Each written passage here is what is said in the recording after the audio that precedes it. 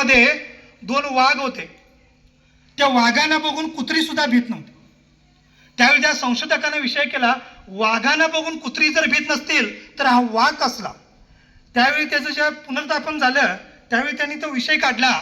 तर ते वाघ होते सर्कसमध्ये, आणि सर्कसमध्ये त्यांना ट्रेनिंग दिलेलं होतं, हे इकडनं उडी मारायचं, ते तिकडनं उडी मारायचं. शिकार करायची गोष्ट त्यांना माहीत नव्हती, आणि त्याच्यामुळे वाघाचं रूपांतर अतिशय सौम्य पद्धतीने झालेलं होतं. ज्यावेळी शासनाने सर्कसवरती बंदी घातली त्यावेळी त्या वाघांना जंगलात सोडण्यात आलं, आणि जंगलात सोडल्यानंतर वाघाला कुत्र्यांनी फाडून खाल्लं. वाघाला कुत्र्यांनी फाडून खाल्लं. ही अवस्था जर समाजामधील मुलांची व्हायची नसेल तर मुलांना वाघासारखं शिकवलं पाहिजे, वाघासारखं चालायला शिकलं पाहिजे, वाघासारखं शिक्षण दिलं पाहिजे. त्याच्यामध्ये ती शूरता निर्माण केली पाहिजे, त्याच्यामध्ये ती वैचारिकता निर्माण केली पाहिजे. त्याच वेळी या समाजामध्ये तो ताटमानेनं जगू शकेल.